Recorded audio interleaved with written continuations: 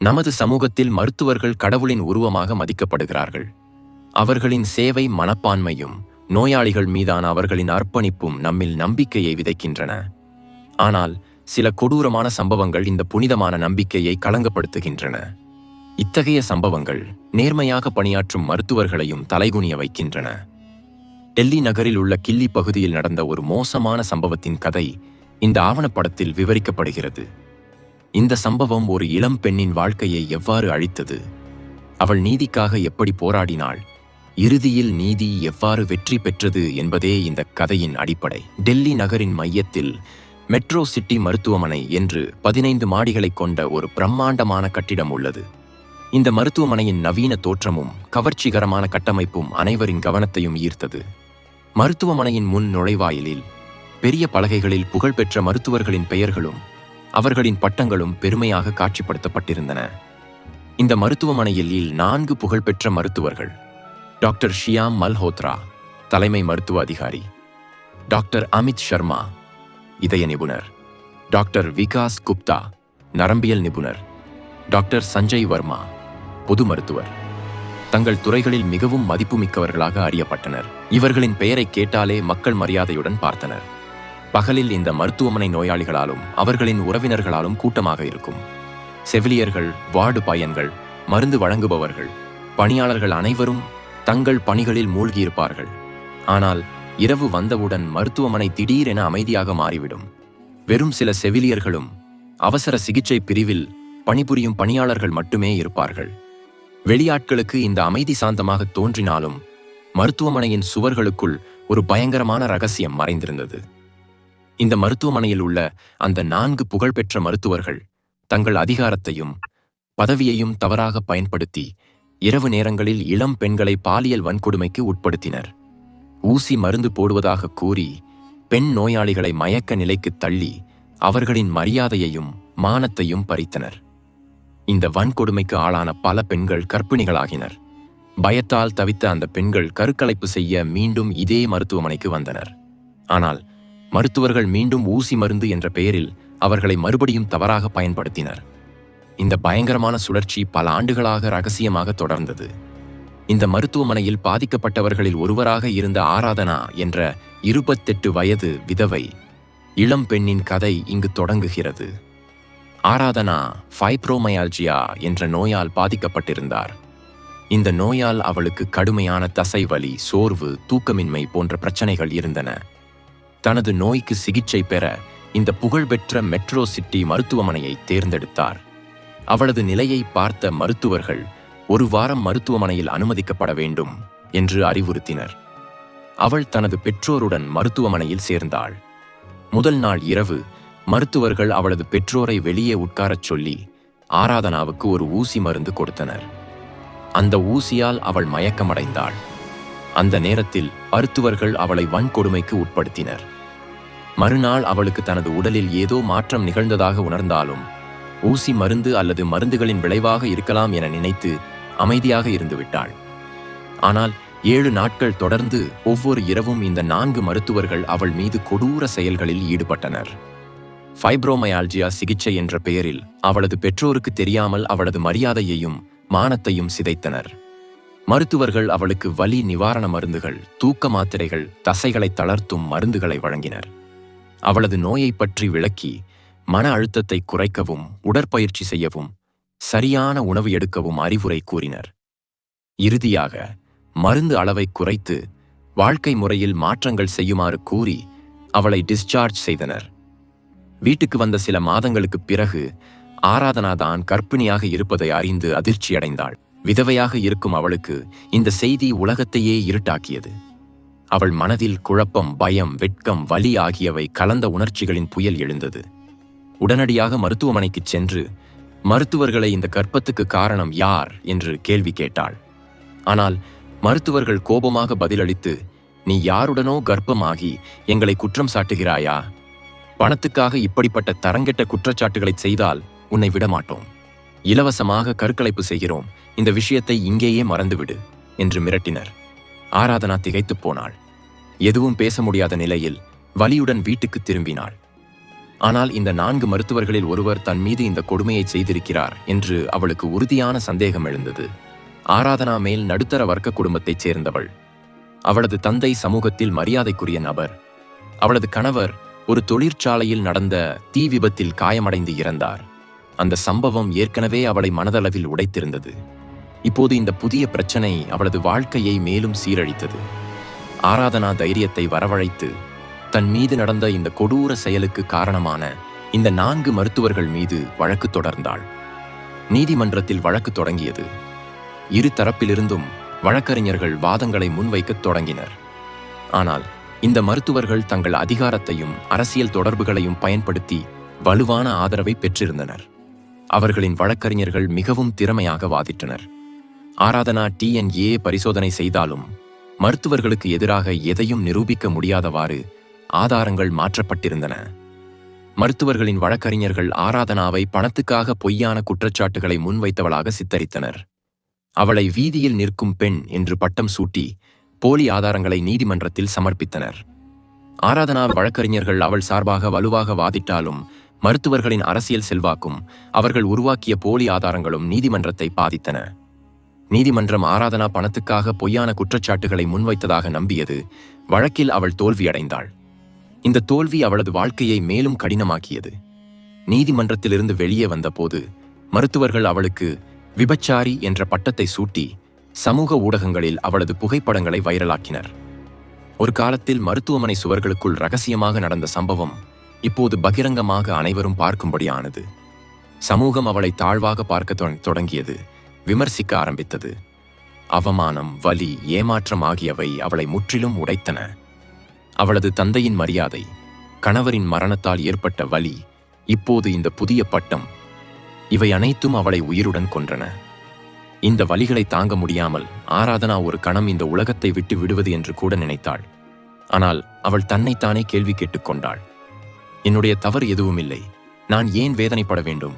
நான் ஏன் இறக்க வேண்டும்? இந்த கடினமான நேரத்தில் அவளது தந்தை அவளுக்கு ஆதரவாக நின்றார். மகளே, உண்மை இன்னும் இறக்கவில்லை. எங்காவது நீதி இருக்கத்தான் செய்யும் என்று அவளை ஆறுதல் படுத்தி டெல்லியில் உள்ள ஒரு துணிச்சலான காவல் அதிகாரியை சந்திக்க அறிவுறுத்தினார். 35 வயதான TS பிரியா சர்மா கில்லி காவல்துறையில் ஒரு மரியாதைக்குரிய அதிகாரி. நேர்மை, துணிச்சல், திறமைக்கு பெயர் பெற்றவர். தனது கடமையில் ஒருபோதும் சமரசம் செய்யாதவர். எவ்வளவு பெரிய புள்ளியாக இருந்தாலும் தவறு செய்தால் விடாதவர். அவரது துறையில் அவருக்கு மிகுந்த மரியாதை இருந்தது. அவரது இலக்கு எப்போதும் நீதியை நிலைநாட்டுவது.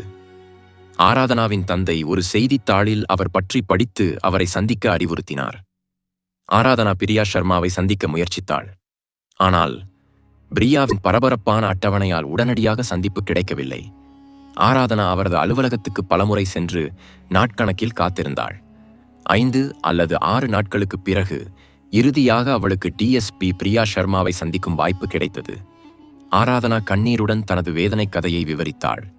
மருத்துவமனையில் நடந்த வன்கொடுமை, நீதிமன்றத்தில் அனுபவித்த அவமானம், மருத்துவர்கள் தனக்கு சூட்டிய விபச்சாரி என்ற பட்டம், சமூக ஊடகங்களில் வைரலான தனது புகைப்படங்கள் பற்றி கூறினாள். நான் நிரபராதி, தயவு செய்து எனக்கு நீதி வழங்குங்கள் என்று அழுது கெஞ்சினாள். ஆராதனாவின் கதை பிரியா சர்மாவை அதிர்ச்சிக்கு உள்ளாக்கியது. அவளுக்கு நேர்ந்த அநீதியைக் கண்டு தீவிரமாக பதிலளித்து, உனக்கு நீதி கிடைக்கும்படி பார்த்துக் கொள்கிறேன் என்று உறுதியளித்து அவளை அனுப்பினார். உடனடியாக இந்த மருத்துவர்கள் மீது விசாரணையை தொடங்கினார். இந்த மருத்துவர்களுக்கு நகரத்தில் அரசியல் தலைவர்களின் ஆதரவு இருப்பதை அறிந்து ஒரு கணம் ஆச்சரியப்பட்டார். அவர்கள் அரசியல் தலைவர்களை தங்கள் கட்டுப்பாட்டில் வைத்திருப்பதை உணர்ந்தார்.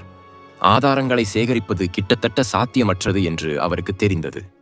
இருப்பினும் ஆராதனா கூறியவை உண்மையா இல்லையா என்பதை அறியவும், இந்த மருத்துவர்களின் உண்மையான முகத்தை வெளிப்படுத்தவும் பிரியா ஒரு துணிச்சலான திட்டத்தை வகுத்தார். அவர் நேரடியாக மருத்துவமனையில் ஒரு நோயாளியாக சேர்ந்து மருத்துவர்களின் கீழ்மையான செயல்களை கையும் களவுமாக பிடிக்க முடிவு செய்தார். இந்த திட்டம் மிகவும் ஆபத்தானது என்று அவரது சகாக்கள் எச்சரித்த போதிலும் பிரியா தனது முடிவில் உறுதியாக இருந்தார். இதுதான் ஒரே வழி, இவர்களை குற்றம் செய்யும் போது பிடிக்க வேண்டும் என்று கூறினார். பிரியா மருத்துவமனை பற்றி முழுமையான தகவல்களை சேகரிக்க தொடங்கினார். மருத்துவமனை ஊழியர்களிடமிருந்து ரகசியமாக விவரங்களை அறிந்து கொண்டார். ஒரு செவிலியர் சில பெண் நோயாளிகள் அசாதாரணமாக நடந்து கொள்வதாக கூறிய போது பிரியாவின் சந்தேகம் மேலும் வலுப்பெற்றது. இறுதியாக பிரியா ஷர்மா ஒரு சாதாரண பெண்ணைப் போல எளிய உடையில் வயிற்று வலி பிரச்சனையுடன் மருத்துவமனையில் அனுமதிக்கப்பட்டார். டாக்டர் ஷியாம் மல்ஹோத்ரா அவளை பரிசோதித்து, உங்கள் உடல்நிலை மோசமாக உள்ளது, சில நாட்கள் மருத்துவமனையில் இருக்க வேண்டும் என்று கூறினார். அவளை பார்த்தபோது அவர் கண்களில் காமம் தெளிவாக தெரிந்தது. ஆராதனாவின் அனுபவங்கள் உண்மை என்று பிரியாவுக்கு உறுதியானது. அவளை 3வது மாடியில் உள்ள பெண்கள் வார்டில் ஒரு தனி அறைக்கு அழைத்துச் சென்றனர். இரவு ஆக ஆக டாக்டர் சஞ்சய் வர்மா வந்து, இது வலிக்கு மருந்து, இதனால் நன்றாக தூங்கலாம் என்று ஒரு ஊசி மருந்து கொடுத்தார். ஆனால் பிரியா ஏற்கனவே முழுமையாக தயாராக இருந்தார். அவர் ஊசி மருந்துக்கு எதிரான மருந்து ஆன்டிடோட் கொண்டு வந்திருந்தார். ஊசி மருந்து கொடுத்தவுடன் எதிர் மருந்தை எடுத்துக்கொண்டு தூங்குவது போல் நடித்தார். அவ்வளவு மட்டுமல்ல, அவர் தனது அறையில் ரகசியமாக ஒரு கேமராவை அமைத்து எல்லா செயல்பாடுகளையும் பதிவு செய்து கொண்டிருந்தார். இரவு 1 மணிக்கு அந்த 4 மருத்துவர்களும் பிரியாவின் அறைக்கு வந்தனர். அவளது அழகை பார்த்து ஆபாசமாக பேசத் தொடங்கினர். இந்த இரவு மிகவும் சிறப்பாக இருக்கும். இந்த பெண்ணின் உடல் அமைப்பு அற்புதமாக உள்ளது. நாம் 4 பேரும் ஒவ்வொருவராக இன்பம் அனுபவிப்போம். நமது ஆசையை தீர்த்துக் கொள்வோம் என்று டாக்டர் ஷியாம் கூறினார். பிரியா முழுமையாக விழிப்புடன் இருந்தார். அவர்களின் ஒவ்வொரு வார்த்தையையும் கேட்டு அவர்களின் கீழ்மையான செயல்களுக்கு காத்திருந்தார். டாக்டர் விகாஸ் குப்தா அவளை தொட முயற்சித்தார். உடனே பிரியா எழுந்து உட்கார்ந்து, நீங்கள் என்ன செய்கிறீர்கள் என்று கடுமையாக கேட்டார். மருத்துவர்கள் திடுக்கிட்டனர். அவர்களின் முகங்களில் பயமும் குழப்பமும் தெளிவாக தெரிந்தன. நாங்கள் உங்கள் உடல்நிலையை பரிசோதிக்கிறோம் என்று டாக்டர் ஷியாம் பொய்யாக கூறினார். இரவு 1 மணிக்கு எந்த உடல்நிலை பரிசோதனை என்று பிரியா சவால் விடுத்தார். மருத்துவர்கள் திணறினர். இறுதியாக பிரியா தனது உண்மையான அடையாளத்தை வெளிப்படுத்தினார். நான் இந்த நகரத்தின் டிஎஸ்பி பிரியா ஷர்மா என்று தனது அடையாள அட்டையை காட்டினார். அதை பார்த்த மருத்துவர்களின் முகங்கள் வாடிய பூக்களைப் போல ஆனது. நாங்கள் எதுவும் செய்யவில்லை, நாங்கள் நிரபராதிகள் என்று வாதிட்டாலும் பிரியாவுக்கு எல்லாம் தெளிவாக இருந்தது. உடனடியாக தனது தொலைபேசியில் தனது குழுவுக்கு செய்தி அனுப்பினார்.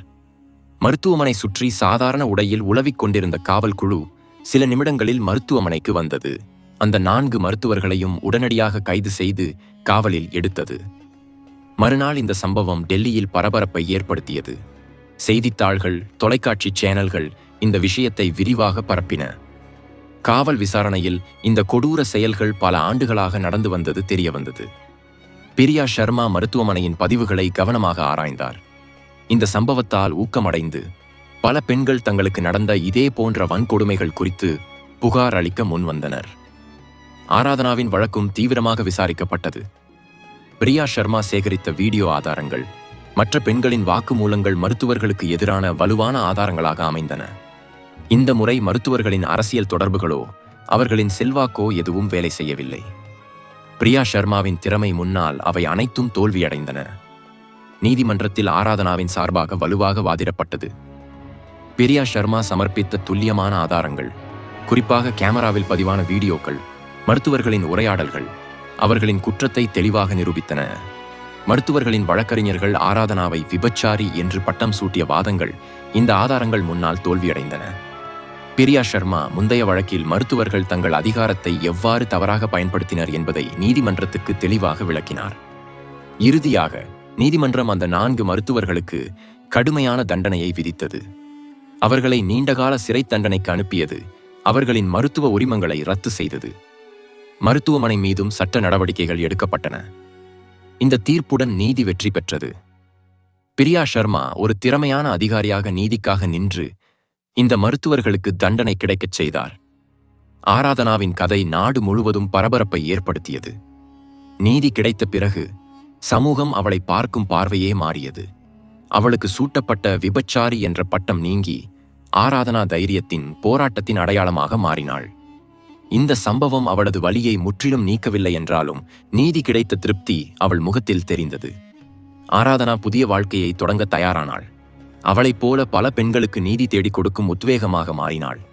இந்த சம்பவம் சமூகத்தில் மறைந்திருக்கும் தீய சக்திகள் இருந்தாலும் துணிச்சலானவர்களின் போராட்டத்தால் நீதி நிச்சயமாக வெற்றி பெறும் என்பதை நிரூபித்தது.